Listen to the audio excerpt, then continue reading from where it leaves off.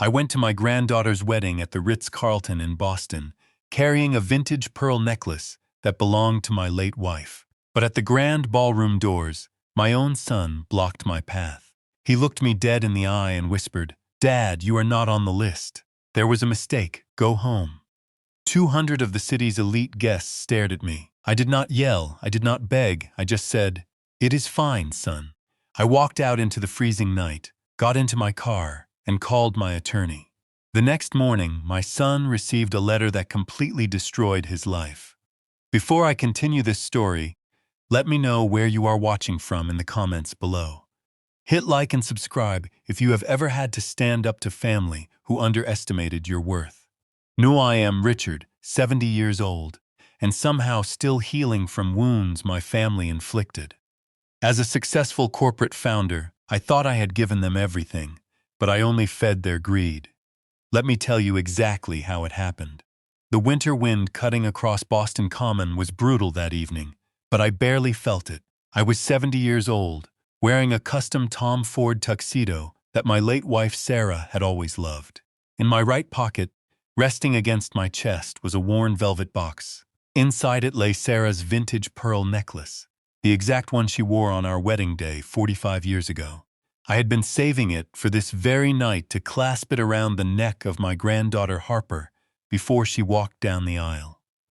I stepped out of my Lincoln Town car and handed the keys to the valet, taking a deep breath of the crisp December air. The Ritz Carlton lobby was a symphony of warmth and elegance. Soft piano music drifted through the air, mingling with the low hum of wealthy conversations and the clinking of crystal glasses. I walked toward the grand ballroom, feeling a profound sense of pride. I had spent 40 years building Mitchell Global Supply, from a single rusted delivery truck into a global logistics empire. I sacrificed my youth, my sleep, and countless weekends just to ensure that my family would never know the sting of poverty. Tonight was supposed to be the culmination of all that hard work. I was going to watch my beautiful granddaughter marry the man she loved at an event that I had entirely funded. As I approached the carved mahogany doors of the ballroom, the heavy scent of imported white orchids filled the corridor. I smiled, recognizing the flowers. Then I saw him. My son Bradley stood right at the entrance, looking sharp in a tailored tailcoat, and for a fleeting second, my heart swelled. I thought he was waiting there to greet me, to walk me inside, and seat me at the family table. I raised my hand to wave, but as I got closer, the smile on my face slowly died. Bradley's posture was rigid, his jaw was clenched, and his eyes darting nervously toward the crowd inside held absolutely no warmth. When he stepped directly into my path, physically blocking the double doors with his broad shoulders. "Dad," he whispered, his voice low and tight, "what are you doing here?" The question threw me off balance. "What do you mean? What am I doing here, Bradley?" "I am here for Harper's wedding." I tapped my pocket. "I brought your mother's pearls for her." Bradley swallowed hard, glancing over his shoulder before turning back to me. His expression hardened into a mask of cold indifference. "Dad, you are not on the list." I stared at him, trying to process the words. I thought it was a joke, a poor attempt at wedding day humor. "Not on the list. Bradley, I am the grandfather of the bride." "There was a mistake with the seating chart," he said without breaking eye contact. "The venue is at strict capacity. The fire marshal is very particular about these things. There is literally no chair for you in there. Go home, Dad. Go home before you cause a scene and ruin Harper's night." My blood ran cold. The sheer absurdity of his words hung in the air, fade like a physical blow. A mistake, strict capacity. 6 months ago, Bradley had come to my house, begging for financial help. He told me Harper needed capital for her new startup and a budget for the wedding. Without a second thought, I had my bank wire $1, $2 million directly into his personal account. I funded every single aspect of this lavish affair. The champagne flowing inside the imported orchids, filling the halls, the jazz band playing in the background. I paid for all of it. And now the man who took my money was standing in the doorway, telling me there was no chair for me. Before I could formulate a response, a figure stepped out from the shadows of the ballroom entrance. It was my daughter-in-law, Monica. She was draped in a designer silk gown, holding a glass of champagne. She slipped her arm through Bradley's and looked at me with an expression of pure, unadulterated disgust.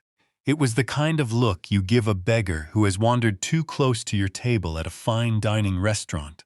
"Richard, what part of go home do you not understand?" she sneered, her voice dripping with venom. "This is an exclusive event. We cannot have you wandering around confusing the guests. We have important people here tonight." I looked past her shoulder into the brightly lit ballroom. The doors were open wide enough for me to see the crowd. These were not just friends of the bride and groom. I recognized faces. I saw venture capitalists I used to negotiate with. I saw shipping magnates and former partners from Mitchell Global Supply. These were my peers, my colleagues, the elite circle of the Boston business world. And they were watching me. I could see them whispering to each other, covering their mouths with their hands, pointing subtly at the 70-year-old founder of the company, being turned away at the door like a common wedding crasher. The humiliation burned my cheeks, but it was quickly swallowed by a glacial clarity. Monica leaned in closer, her heavy perfume turning my stomach. "Security is standing right over there, Richard. If you do not turn around and walk out those doors right now, I will have them escort you off the premises. Do not test me." Any other father might have screamed. Any other man might have demanded to see his granddaughter, or caused a massive scene to expose them in front of the 200 guests. But I did not survive 40 years in the corporate shark tank by throwing tantrums. I knew that screaming would only validate whatever lies they had already told the crowd about me. I looked at Monica taking in the diamonds hanging from her ears, diamonds bought with my money. Then I looked at Bradley, the son I had carried on my shoulders, the boy I had given everything to. He refused to meet my gaze, looking down at the polished marble floor instead. "It is fine, son," I said, my voice dangerously calm and steady. "I understand completely. Do not worry about me." I did not wait for his response. I turned my back on them and walked away. The heavy mahogany doors shut behind me, sealing the warmth and the music inside. But I did not look back. I walked through the lobby, my footsteps echoing against the stone floor. The valet looked surprised to see me return so quickly, but he hurried to retrieve my car. When I stepped out into the freezing Boston night, the cold air hit my face like a splash of ice water, bringing me fully back to my senses. I slid into the quiet leather interior of my Lincoln Town car. The silence of the cabin was deafening. I reached into my pocket and pulled out the velvet box, running my thumb over the worn fabric. They did not just reject me, they erased me. The pieces of the puzzle suddenly began clicking together in my mind. The lack of phone calls, the vague excuses, the sudden demand for cash 6 months ago. This was not a seating chart mistake. This was a calculated execution. I pulled out my cell phone. The clock on the dashboard read 7:30 p.m. I dialed the private number of Jonathan Pierce, my lead corporate attorney. He answered on the second ring. "Richard," he said, sounding surprised, "should you not be giving a toast at the Ritz right now?" "Jonathan," I said, my voice void of any emotion. "Bradley just locked me out of the wedding." A heavy pause fell over the line. The seasoned lawyer knew exactly what that meant. "What do you need me to do, Richard?" "Trigger the winter protocol," I commanded, staring out the tinted window at the glowing facade of the hotel. "Freeze everything, the trust, the accounts, the corporate access. I want every single dollar tied to that boy locked down by sunrise." "It is done," Richard Jonathan replied, a dangerous edge entering his tone. "But you need to see the bank logs first thing tomorrow. They did not just spend the wedding money. They have been digging into the corporate vault." I ended the call and leaned my head back against the leather seat. They thought they had won. They thought they had humiliated a helpless old man. But tomorrow morning, my son and his greedy wife were going to learn a very painful lesson. You do not lock the wolf out of the house when the wolf is the one who built it. I settled into the deep leather seat of my Lincoln Town car. The heavy door closed with a solid thud, blocking out the biting Boston wind and the faint strains of jazz music spilling from the Ritz Carlton lobby. Inside the cabin, It was completely silent, save for the low hum of the engine. My driver, Martin, glanced at me through the rear-view mirror. His eyes carried a quiet concern. He had been driving me for over 15 years, and he knew the schedule perfectly well. He knew I was supposed to be walking Harper down the aisle right at this very moment. "Are you all right, Mr. Mitchell?" Martin asked, his voice gentle and respectful. I did not answer immediately. I took the velvet box containing Sarah's vintage pearl necklace out of my pocket and placed it carefully on the leather seat next to me. The pearls felt incredibly heavy now, as if they absorbed all the weight of the evening. I smoothed the lapels of my tuxedo and let out a long, measured breath. I was not angry. I was not devastated. A strange, absolute calm had settled over my mind like a fresh layer of frost. "I am perfectly fine, Martin," I said, keeping my voice entirely steady. "Drive me to Beacon Hill. Take the long way through the city." "Right away, sir," he replied, shifting the car into gear and pulling smoothly away from the curb. I watched the glowing facade of the hotel shrink in the side mirror. My son and my daughter-in-law were inside that golden box, drinking expensive champagne bought with my money, entertaining the elite circles of the city while tossing me into the cold. It was a flawless execution of disrespect. But it was not an emotional outburst. It was a calculated test. As the car glided through the illuminated streets of downtown Boston, I stared at the towering glass skyscrapers that defined the financial district. I had spent 40 years of my life conquering this city. Building Mitchell Global Supply from a single rusting delivery truck into a multi-million-dollar international logistics empire was not a matter of luck. It took 4 decades of ruthless negotiation, sleepless nights, and a relentless drive to succeed. I sacrificed my own youth so that my family would never have to experience the suffocating grip of poverty that I grew up with. I remembered the early days when Sarah and I lived in a cramped one-bedroom apartment. I remembered working consecutive night shifts, loading pallets with my own bleeding hands while Bradley slept safely in his crib. I paid for his elite private schools, his Ivy League education, his sports cars, and his luxury vacations. I gave him a life completely insulated from hardship. I built a fortress of wealth around him, hoping it would make him a strong, secure man. Instead, it made him incredibly weak and dangerously greedy. Looking out at the harbor lights reflecting on the dark water, I realized the bitter truth. The incident at the ballroom doors was not a sudden misunderstanding about a seating chart or a strict fire marshal capacity limit. Monica's sneering face and Bradley's refusal to meet my eyes told a much deeper story. They were probing the perimeter. They were testing the fences to see if the old man was finally too weak, too tired, or too senile to fight back. They thought my grief over losing Sarah had softened my spine. They assumed I would just go home, cry quietly into my whiskey, and accept my forced retirement from the family hierarchy. They calculated that I would avoid a public scandal at all costs. They were right about the scandal. I despise public theatrics, but they were fundamentally wrong about my willingness to surrender. You do not survive 40 years in the global shipping industry by turning the other cheek when someone tries to cut your throat. I reached into my breast pocket and pulled out my cell phone. I did not shed a single tear. There was no room for sorrow when survival was on the line. I scrolled to the private number of Jonathan Pierce. Jonathan was not just a corporate attorney.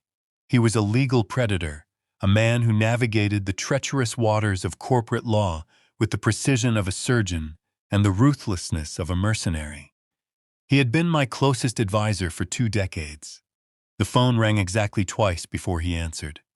Richard Jonathan said, his deep voice carrying a note of genuine surprise. "I was expecting to hear from you tomorrow. Should you not be giving the patriarch's speech at the reception right now?" I kept my eyes fixed on the passing streetlights. Jonathan Bradley locked me out of the wedding. He stopped me at the doors and told me I was not on the list. The silence on the other end of the line was absolute. Jonathan knew the exact power dynamics of my family. He knew the massive financial contributions I had recently made to support Bradley's lifestyle and Harper's supposed business ventures. He understood immediately that this was an act of war. I see, Jonathan finally said, his tone shifting from casual conversation to cold professional focus. What are your instructions, Richard? Trigger the winter protocol, I commanded. Freeze everything. The winter protocol was a contingency plan we had drafted years ago during a particularly vicious hostile takeover attempt by a rival firm. It was designed to sever all financial arteries immediately. Executing it meant freezing every trust account, every shared corporate credit line, and every piece of collateral tied to the Mitchell estate. It meant shutting off the lifeblood of Bradley's luxurious existence in a matter of seconds.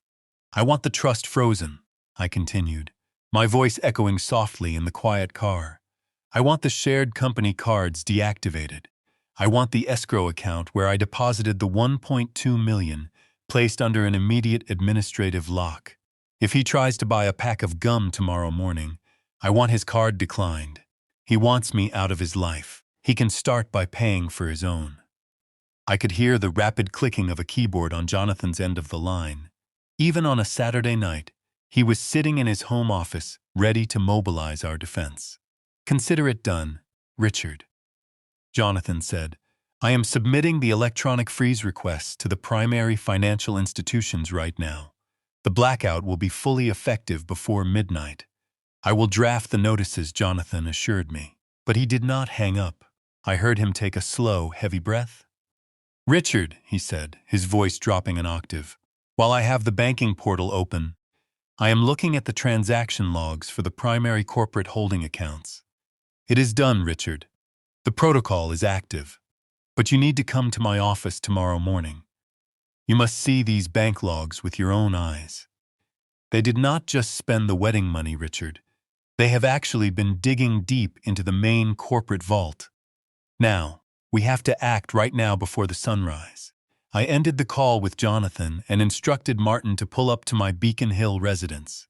The row iron gates swung open silently, welcoming me into a home that suddenly felt too large and too empty. I stepped out of the car, thanked Martin for his loyalty, and walked through the heavy oak front doors. The house was completely dark, save for the ambient moonlight filtering through the tall windows. I did not bother turning on the main lights. I walked straight down the hallway and entered my home office. The rich scent of aged leather and mahogany usually brought me comfort, but tonight it offered no solace. I began to pace the length of the Persian rug, the rhythmic sound of my footsteps echoing against the walls lined with decades of corporate awards and framed newspaper clippings. My mind was racing, trying to untangle the web of deception that at just ends snared me. How did a man who spent 40 years anticipating the treacherous maneuvers of global competitors miss a betrayal taking root inside his own family? The answer was painful but simple. I had taken off my armor around my own blood. I allowed myself to be a father instead of a chief executive officer.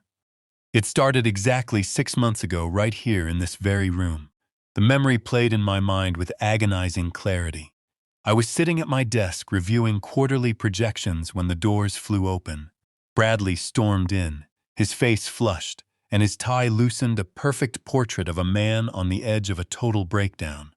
He collapsed into the chair across from me, breathing heavily, and dropped a thick stack of manila folders onto my desk. He told me that he had received an advanced warning from a contact at the Internal Revenue Service.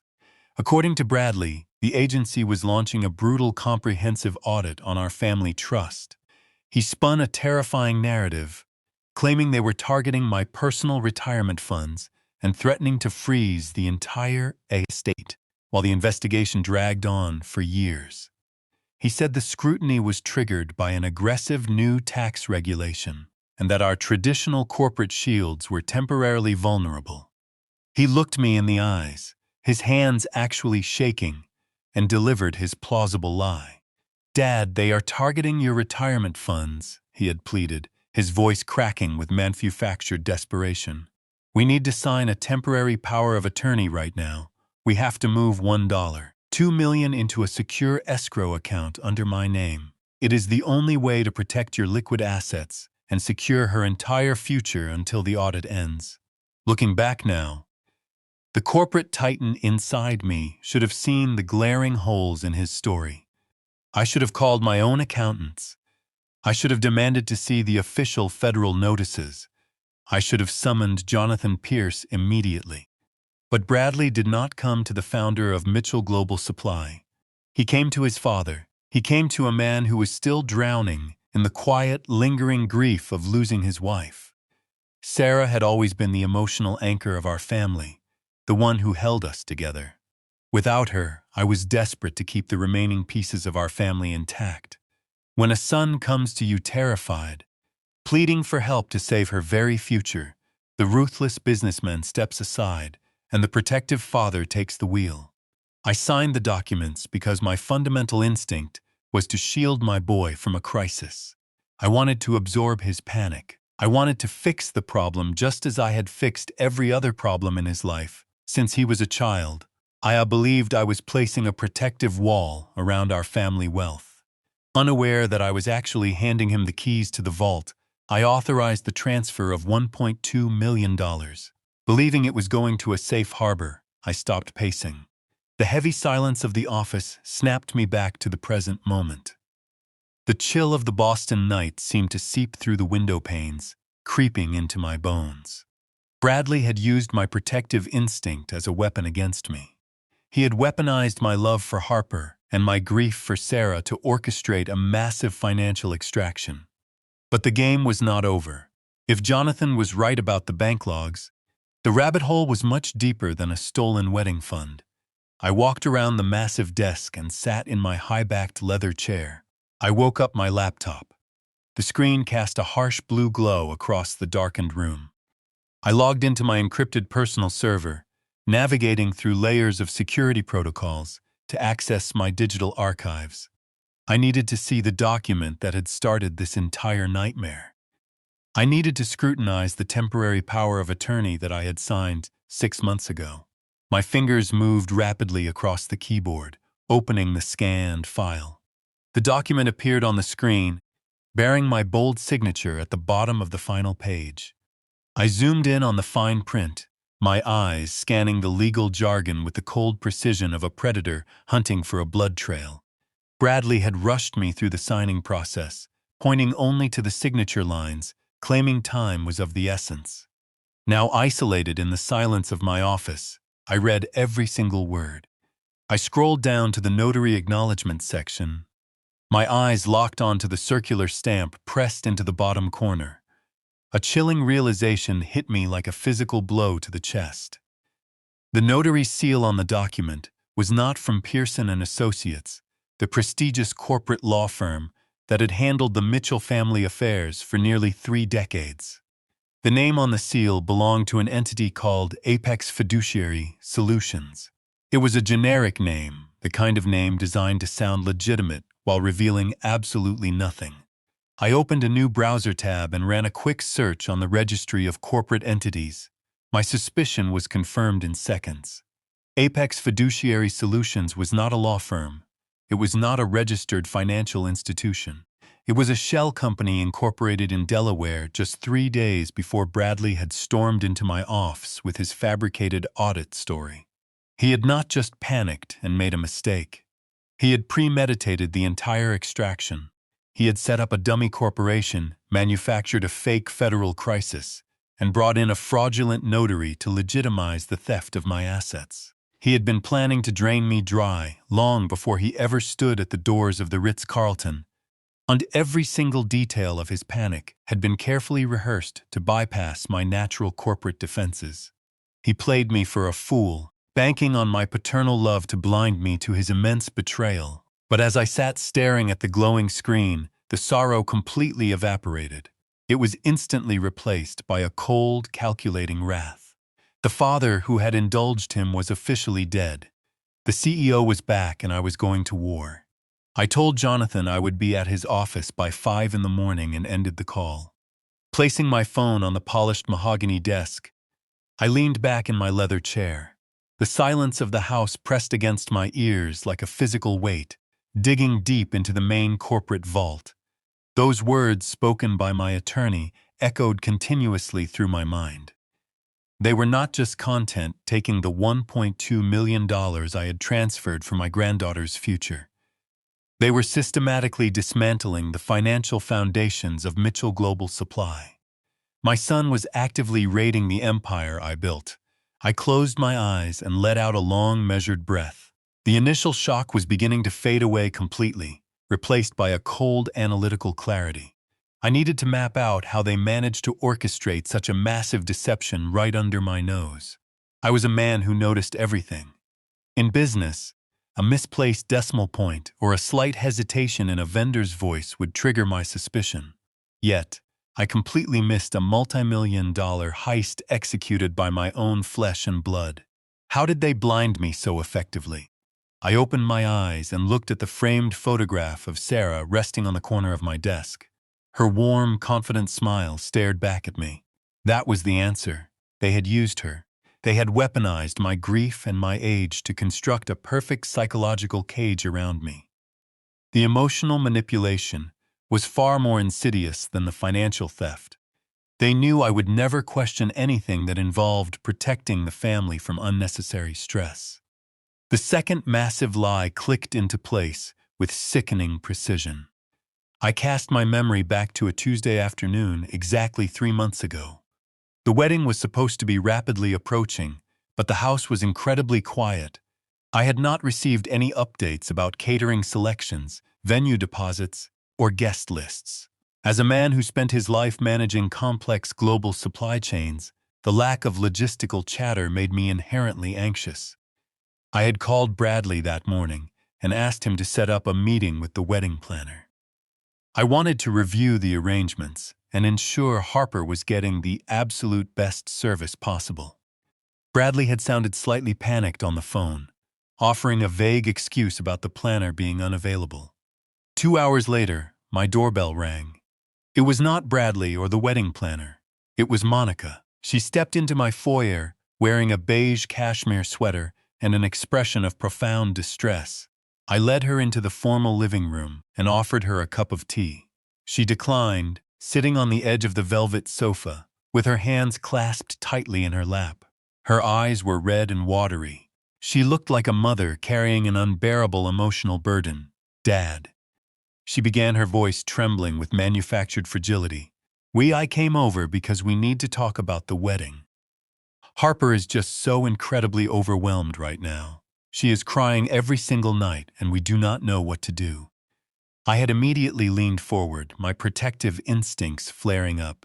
I asked her what was wrong, assuming there was an issue with the vendor or a problem with the bridal party.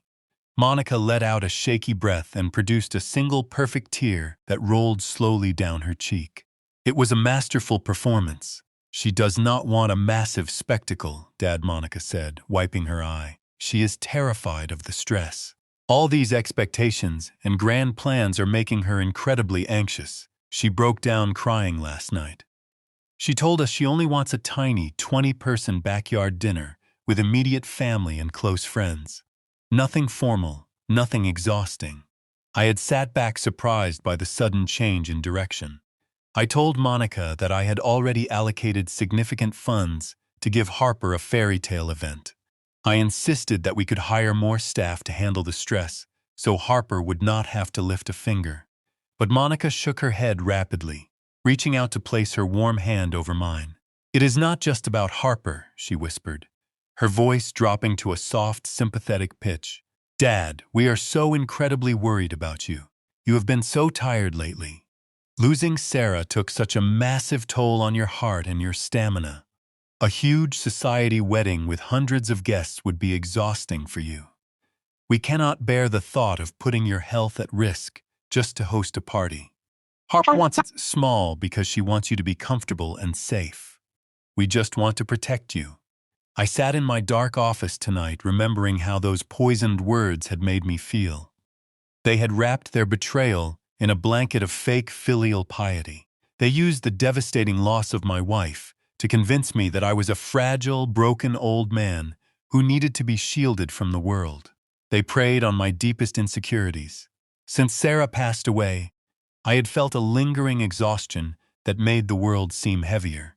Monica took that natural grief and twisted it into a narrative of physical and mental decline. She made me believe that my own granddaughter was scaling back her dreams purely out of concern for my failing health. My response that afternoon, 3 months ago, now felt like a dagger twisting in my ribs. I had swallowed the lie completely. I had patted Monica's hand and told her not to worry. I told her that if Harper wanted a quiet 20-person backyard dinner, then that is exactly what she would get. I promised to step back completely, to stop asking about the planning, and to let them handle the small, intimate gathering without any pressure from the corporate patriarch. I gave them total, unconditional space. I handed them the shadows they needed to operate without my supervision. I wrote the check, and I walked away believing I was being a supportive and understanding father. The psychological warfare was brilliant. By convincing me that I was too old and too emotionally fragile to participate, they effectively neutralized my oversight. I stopped asking questions. I stopped requesting receipts. I stopped contacting the vendors. I sat alone in my quiet house, grieving my wife and preparing for a modest backyard barbecue. All the while, they were using my money to finance an extravagant high society gala.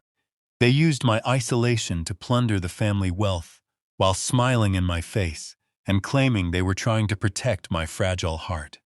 The anger rolling through my veins now was different from the initial shock at the hotel doors. This was a deep, sustained fury. It was the righteous anger of a man who realizes his compassion has been mocked and his legacy has been looted by the people he trusted most.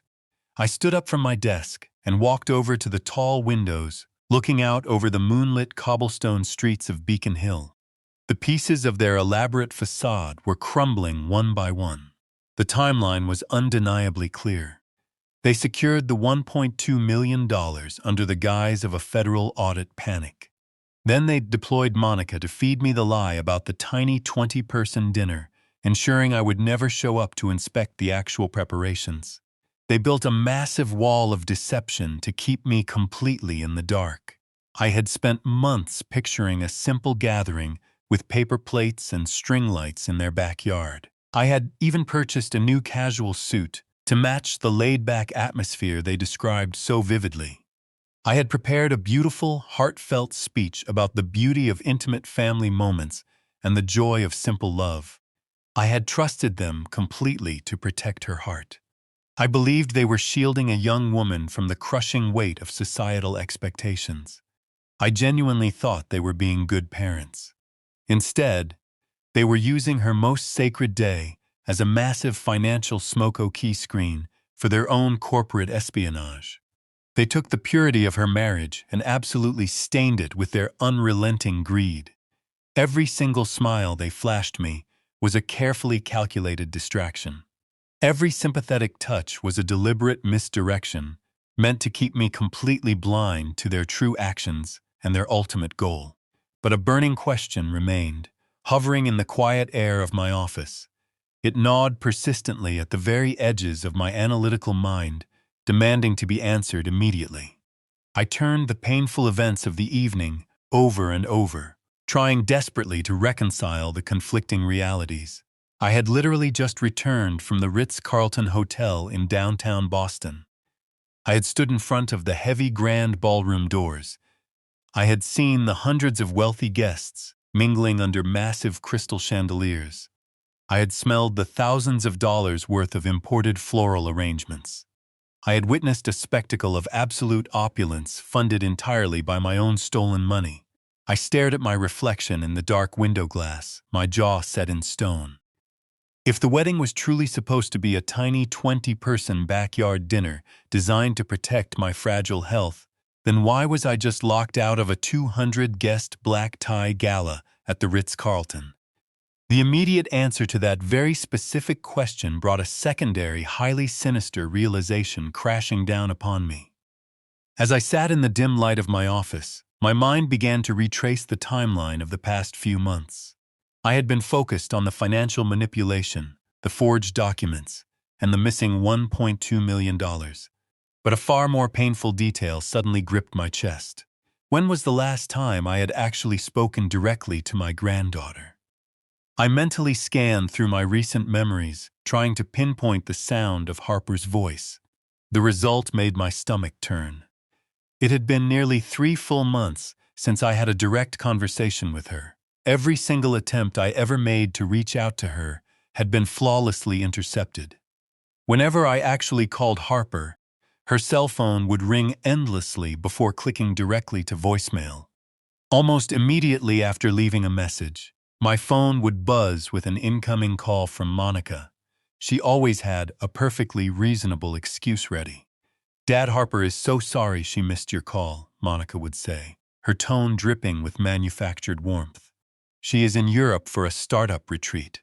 The time difference is brutal, and she is in back-to-back meetings."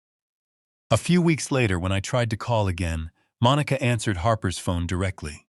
When I walked into the courtroom, my daughter smirked, and my son-in-law just shook his head with open contempt. I was wearing my simple country clothes, worn-out boots, and held an old hat in my hands. I looked like a lost farmer, a confused old man who did not understand where he was. I saw Victoria whisper something to Preston, and he smiled with that arrogance that had always defined him. "Fine," I heard her choked laugh, a sound that cut through my chest like a knife. To them, I was an embarrassment, an inconvenience, a silly old fool who had no business being there. But then the judge looked up. His eyes met mine. I watched as the color drained from his face, as his hand trembled on the wooden gavel. His lips moved, and he whispered something that silenced the entire courtroom. "My God," he said, "is it really him?" Everyone turned to look at me. The silence became so thick I could hear my own heart pounding in my ears. Victoria stopped smiling. Preston frowned, confused, staring at the judge as if he had lost his mind. They had no idea who I truly was, not until that moment. "My name is Harrison Caldwell. I am 70 years old, and somehow still healing from wounds my family inflicted. As a retired man living a quiet life, I thought I had escaped the deceit of the world, but maintained a close bond with my only child. If you are connecting with my story, please hit the like button to bring a little sunshine to this father's heart. Subscribe to the channel so you do not miss my next life stories. And tell me in the comments where you are watching this video from and what time it is there right now. It makes me really happy to know which corner of the country or the world is listening to me. It all started 3 months ago on what was supposed to be a peaceful Thursday afternoon at my secluded farm just outside of Richmond, Virginia. Since my beautiful wife, Diane, passed away 2 years ago, this farm had been my entire world. It was a quiet sanctuary away from the noise of the city, a place where I could tend to my garden, feed the chickens, and sit on the porch remembering the good decades Diane and I had shared. I had gladly handed over the complex financial chores to my son-in-law, Preston. He was a sharp, fast-talking venture capitalist who married my daughter, Victoria, 10 years ago. I trusted them. They were my blood, my family. That afternoon, I walked down the long dirt driveway to check the mailbox. Among the grocery store flyers and seed catalogs, there was a thick envelope with a bright red urgent stamp on the front. It was from the county tax assessor. I tore it open, expecting it to be a routine receipt. Instead, the bold black letters at the top of the page made the breath catch in my throat. Final notice of default. Property tax delinquency. Imminent foreclosure warning. I stood there in the driveway, the autumn wind suddenly feeling like ice against my skin. I read the document 3 times. It stated that my property taxes were 90 days past due, and if the balance was not settled by the end of the month, the county would begin proceedings to seize the farm. My farm. The home where Diane and I had planned to spend our final days. This made absolutely no sense. Exactly 1 month prior, I had transferred $35, zeros in directly into Preston's account, specifically to cover these property taxes. He had assured me over a family dinner that everything was taken care of, that I should not stress my retired mind with paperwork and wire transfers. I immediately pulled out my phone and dialed Victoria's number. My hands were shaking, not from age, but from a sudden sharp spike of adrenaline. She answered on the 4th ring, her voice carrying the background noise of a busy upscale restaurant. "Hello, Dad. I'm in the middle of a lunch meeting. Can I call you back?" "Victoria, I need to know why I just received a foreclosure warning from the county tax assessor," I said, keeping my voice as level as possible. "I gave Preston the money for the taxes 4 weeks ago. What is going on?" There was a long pause on the other end of the line. The background noise seemed to muffle.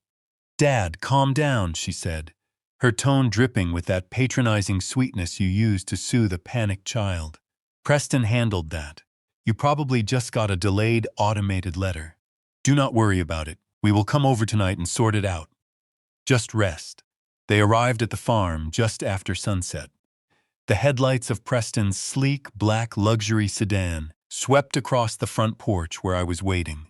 Preston stepped out first wearing an expensive tailored suit, looking entirely unbothered.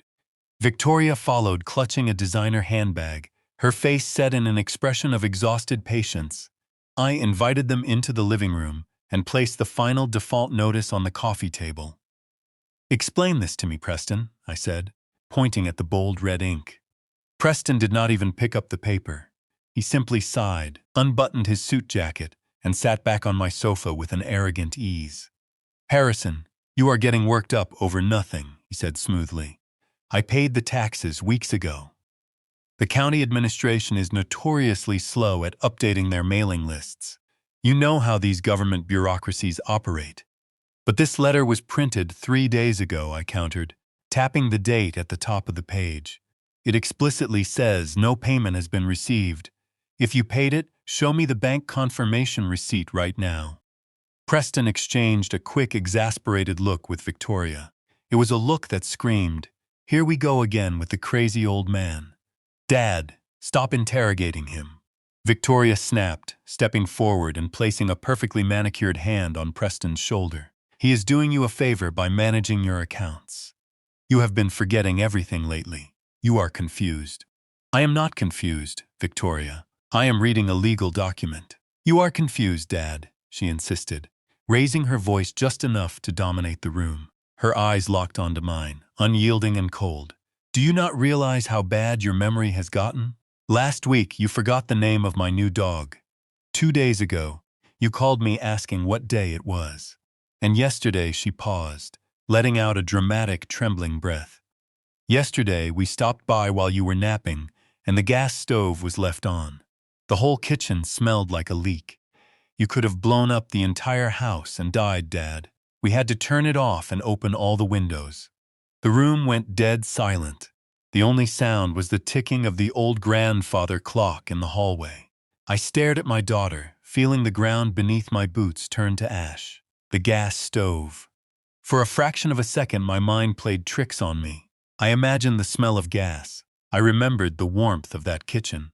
Diane used to stand at that exact stove humming to old jazz records while she simmered her famous Sunday pot roasts.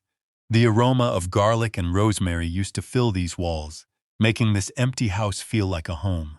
But when Diane lost her battle with sickness 2 years ago, the music stopped. The cooking stopped. I looked toward the kitchen archway. I had not turned on that gas stove in exactly 2 years. I lived exclusively on cold sandwiches, microwave meals, and coffee from an electric maker. I had even shut off the main gas valve behind the appliance months ago because I had no use for it. It was physically impossible for me to have left the stove on yesterday. A terrifying, icy realization washed over me. I was not losing my mind. My daughter was deliberately lying to my face. Why? Why would she make up a story about me almost blowing up the house? Why would Preston look so completely calm about a missing $35,000? I looked at their faces again. Victoria was performing the role of a highly concerned, stressed-out daughter flawlessly. Preston was playing the patient, misunderstood son-in-law. If I were just a regular, grieving old farmer, I would have broken down right then and there. I would have apologized for my declining memory. I would have surrendered my independence to them. But they had forgotten one crucial detail about my past. Before I moved to this farm, before I became the quiet old man who tended to chickens, I spent 30 years as a federal prosecutor. I had stared into the eyes of the most ruthless, manipulative white-collar criminals in the country. I knew exactly what a lie looked like. I knew the subtle micro-expressions of a sociopath cornered in a lie.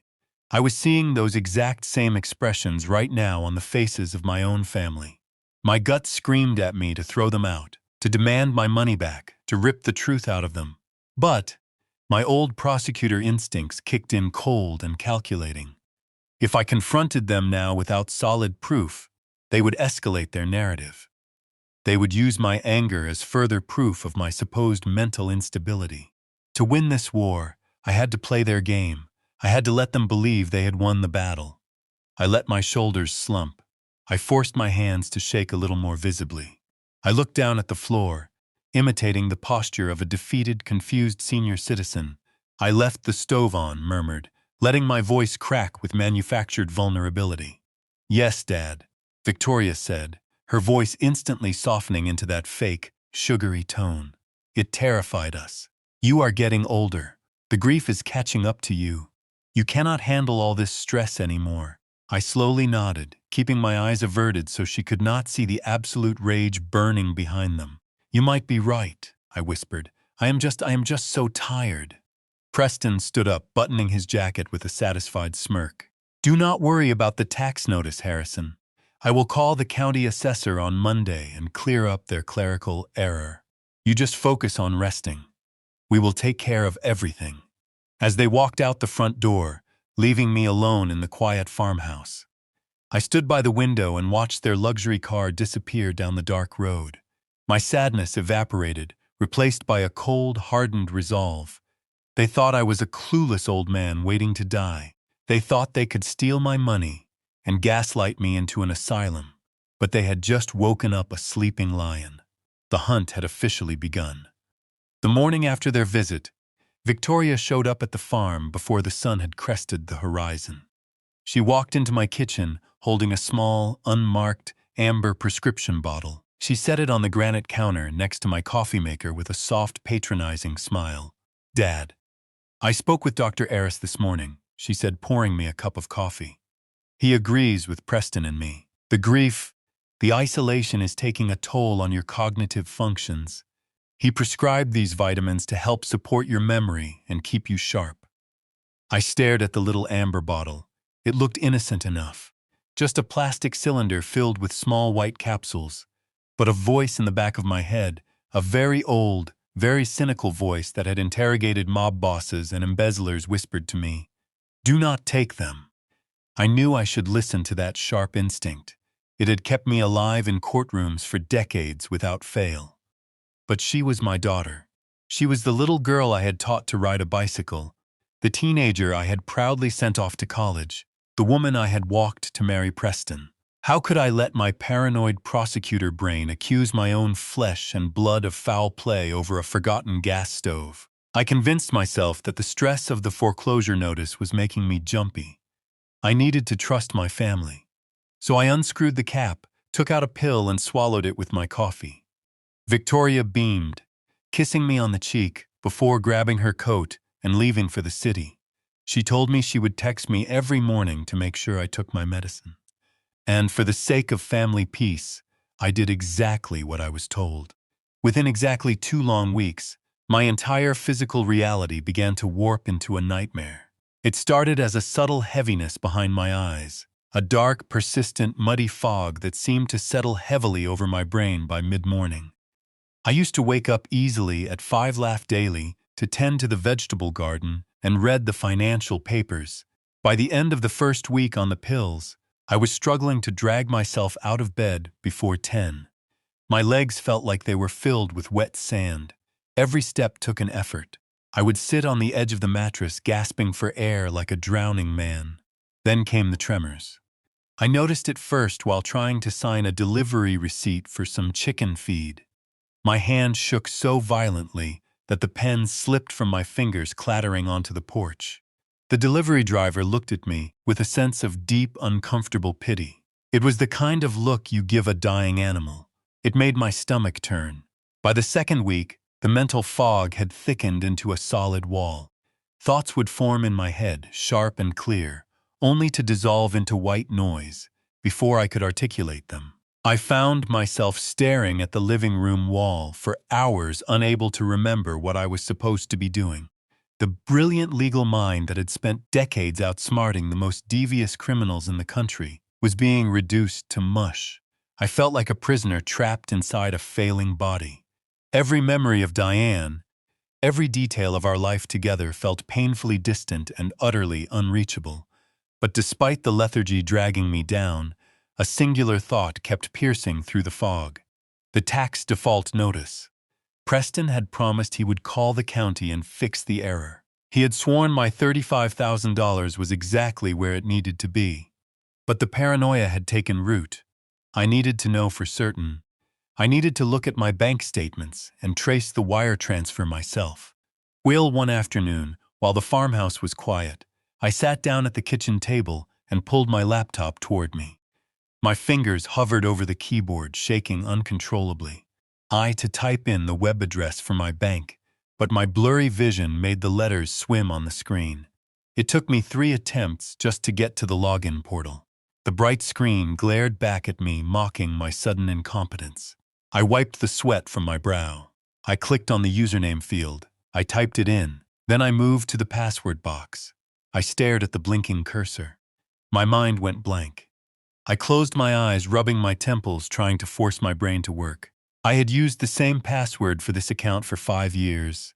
It was a combination of Diane's maiden name and our anniversary year, a simple sequence that was burned into my memory. But when I reached into the filing cabinet of my mind to retrieve it, the drawer was empty. There was nothing there, just a cloud of white noise. Panic began to bubble in my chest. My breathing turned shallow and rapid. I typed in what I thought was the password. Incorrect. I tried a variation. Perhaps I had capitalized the wrong letter. Incorrect. My hands were trembling so badly that I was hitting the wrong keys. I hit the enter button a 3rd time. A red warning box flashed on the screen. Your account has been temporarily locked due to multiple failed login attempts. Please contact customer service. I shoved the laptop away, my heart hammering against my ribs. I grabbed my cell phone from the table, my trembling thumbs fumbling over the screen to dial the bank's customer service line. The voice prompted me to enter my account number. I pulled my debit card from my wallet and typed the 16 digits. Then came the prompt. Please enter your 4-digit telephone security PIN to speak with a representative. I froze. The phone pressed against my ear felt like a block of ice. 4 digits, just 4 numbers. I knew this PIN. I knew it like I knew my own name. But as I stood there in my kitchen staring at the wall, the numbers refused to materialize. The drugs coursing through my bloodstream had built a dam between me and my own memories. Please enter your 4-digit telephone security PIN, the voice repeated. Come on, Harrison, I muttered, my voice hoarse. Think, just think. I punched in a sequence, the year I became a federal prosecutor. I waited, holding my breath. I am sorry, that PIN is incorrect. You have 2 attempts remaining. A cold sweat broke out across my forehead. The room started to spin slightly. The lethargy from the morning pill was pulling me down, begging me to go back to bed and forget about it. But the terror of losing control kept me anchored to the floor. I typed in another set of numbers. Diane's birth month and day. I am sorry. That PIN is incorrect. You have 1 attempt remaining before your account is frozen for your protection. I lowered the phone from my ear. My chest heaved as I struggled to draw in air. I looked down at my shaking hands.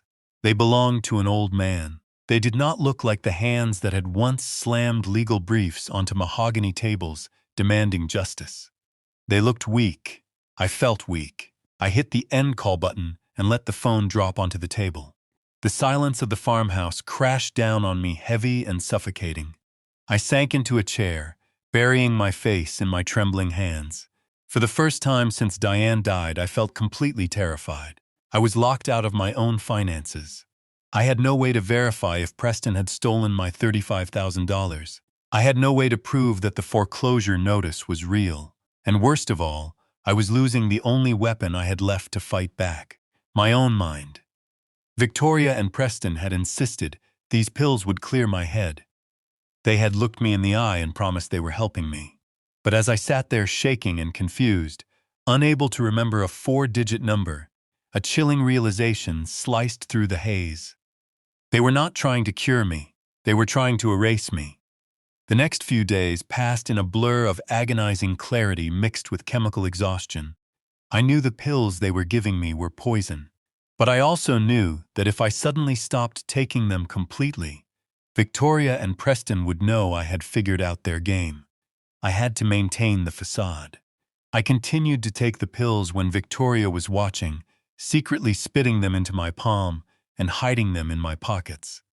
But enough of the drug was already in my system to keep my hands trembling and my mind wading through thick mud. They visited again on a Sunday morning, bringing an expensive box of pastries from downtown Richmond. Victoria breezed through the front door with her usual counterfeit cheerfulness, loudly asking how her favorite father was doing. Preston trailed behind her, checking his watch, radiating impatient obligation. I was standing by the kitchen counter trying to pour a cup of black coffee. The heavy ceramic mug felt like it weighed 50 pounds. "Here, let me help you with that, Dad," Victoria said, stepping forward with a completely fake look of deep concern plastered across her face. "I can do it," I muttered, trying to sound frail. I grasped the mug and lifted it. My hand began to shake violently. The dark liquid sloshed over the rim, burning my knuckles.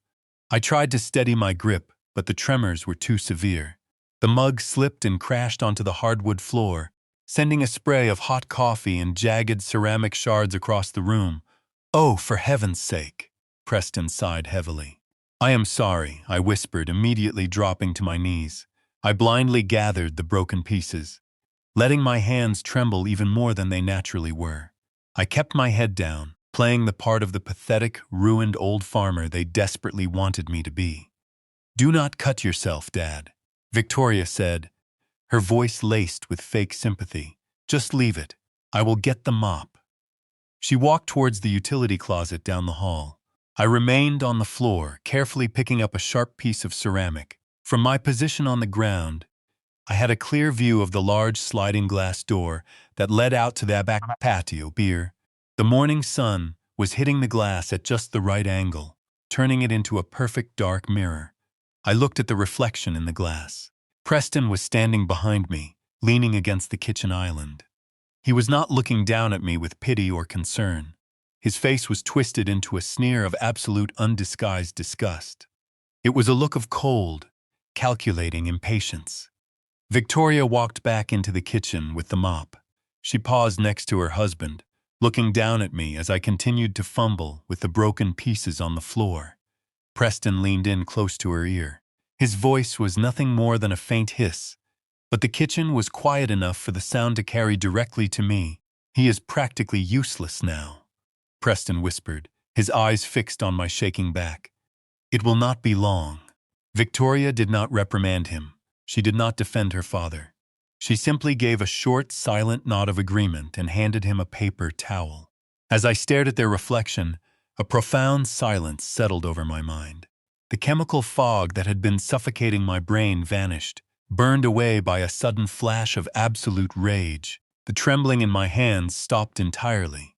I knelt there on the floor, clutching the broken ceramic, and let the sheer audacity of his words sink into my bones. He is practically useless now. In that fraction of a second, the image of the weak widower shattered completely. That specific look of arrogant contempt on Preston's face flipped a deeply buried switch in my brain.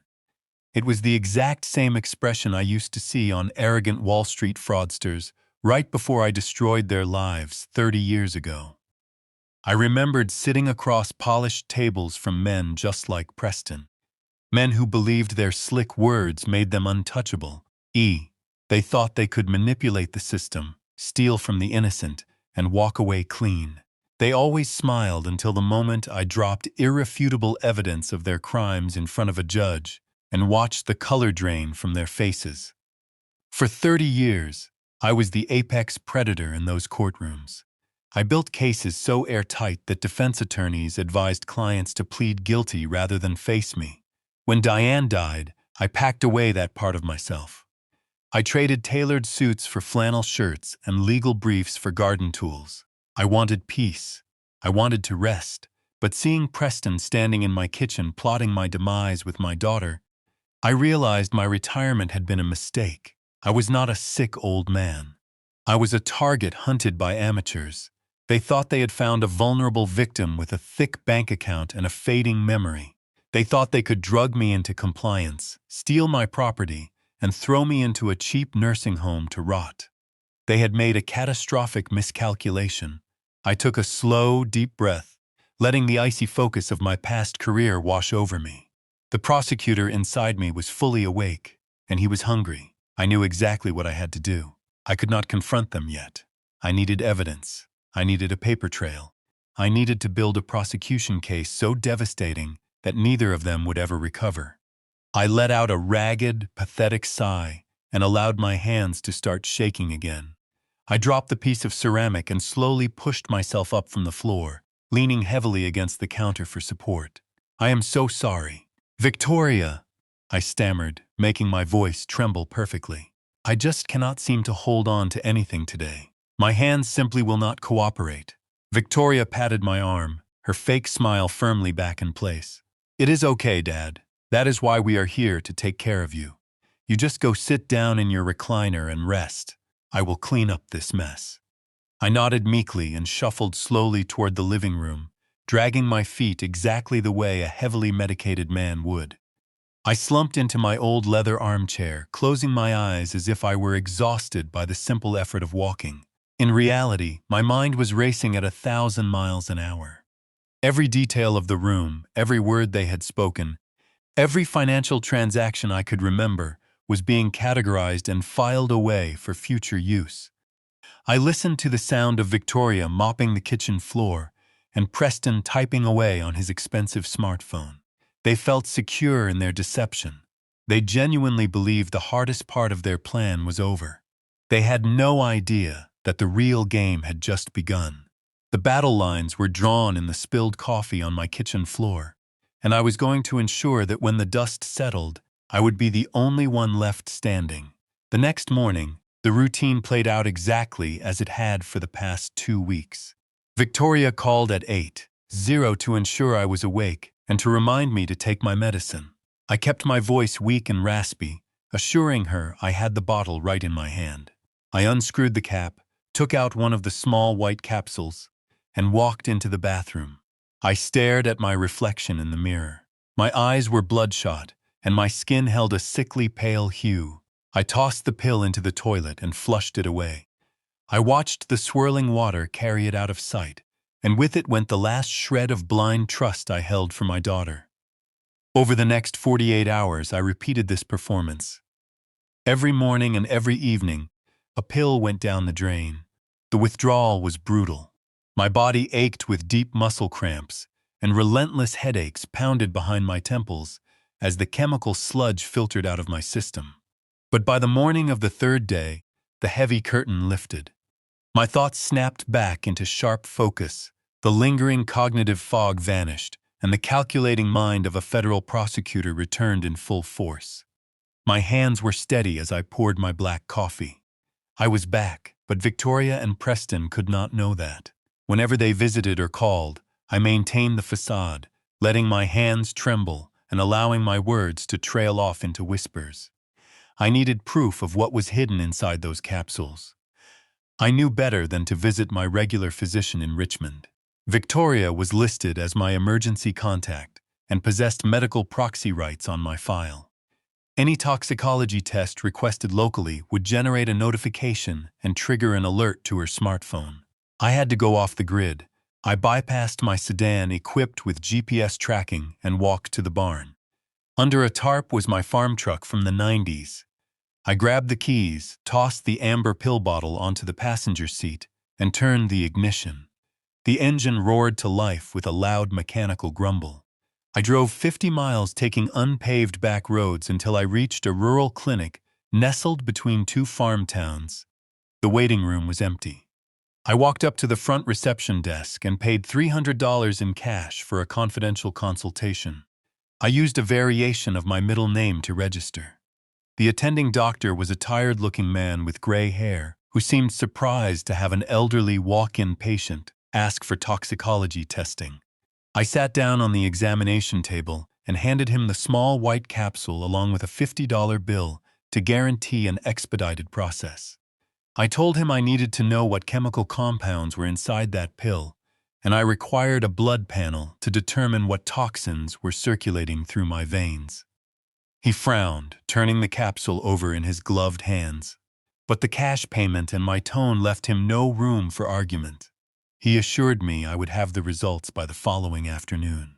I thanked him, walked back out to my truck, and began the drive home. The adrenaline rushing from the secret mission kept my mind racing. I was calculating my next legal moves, plotting how to dismantle Preston's financial web. As I navigated the country roads, my mind turned over the reality of my situation. I had dedicated my professional career to putting criminals behind bars. I had spent decades analyzing financial fraud, evaluating testimonies, and protecting vulnerable citizens from the type of predatory behavior my family was executing. The audacity of their plan was staggering. They believed that because I was a grieving widower, I had forgotten how to fight. They assumed my age made me defenseless.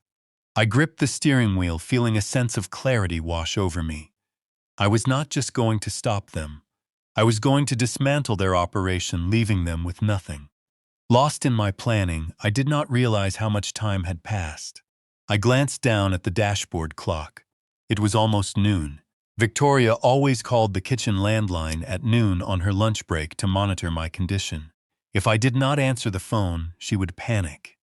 If she panicked, she would send Preston to the farm to investigate. They would realize I was lucid, capable, and operating an investigation right behind their backs. I slammed my boot down onto the gas pedal. The truck rattled as I pushed it past the speed limit, tearing down the rural highways. Pine trees blurred past my windows.